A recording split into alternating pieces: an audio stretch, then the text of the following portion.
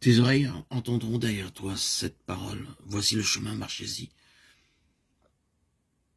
Quand vous irez à droite ou quand vous irez à gauche. Ésaïe 30, 21. L'être humain croit toujours qu'il agit bien, mais le Seigneur juge le cœur. Proverbe 16, 2. Comment saurions-nous le chemin? Jésus lui dit, moi je suis le chemin, la vérité et la vie. Nul ne vit en père que par moi. Jean 14, 5, 6. L'amour de Dieu est sans limite, sans fin pour l'humanité, éternelle. La nature et la révélation témoignent de concert en faveur de l'amour de Dieu. Notre Père Céleste est l'auteur de la vie, de la sagesse et de la joie. Contempler les merveilles de la nature, constater leur parfaite adaptation aux besoins et au bien-être non seulement de l'homme, mais aussi de tout être vivant. Le soleil et la pluie qui égayent et rafraîchissent la terre, les montagnes, les mers, les plaines, tout nous parle de l'amour du Créateur. C'est Dieu qui subvient aux besoins quotidiens de toutes les créatures. Ces belles paroles du psalmiste rendent hommage à sa touchante sollicitude.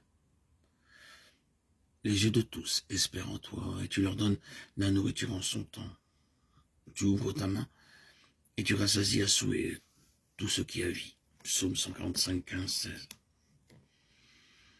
Dieu créa l'homme saint et parfaitement heureux. Notre terre, au sortir des mains du Créateur, ne portait pas la moindre trace de corruption, ni la plus légère ombre de la malédiction.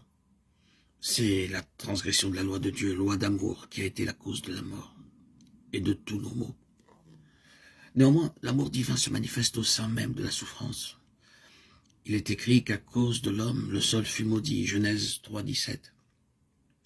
Mais les épines, les chardons, les difficultés, les épreuves qui assombrissent notre pèlerinage terrestre nous ont été départis pour notre bien.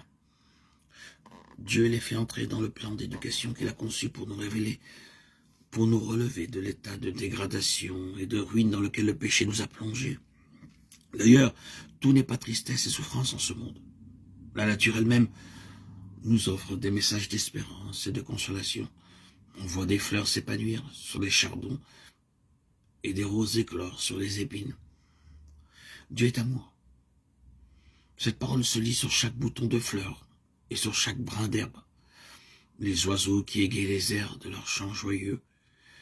Les fleurs aux nuances délicates et variées qui embaument l'atmosphère de leur doux parfum.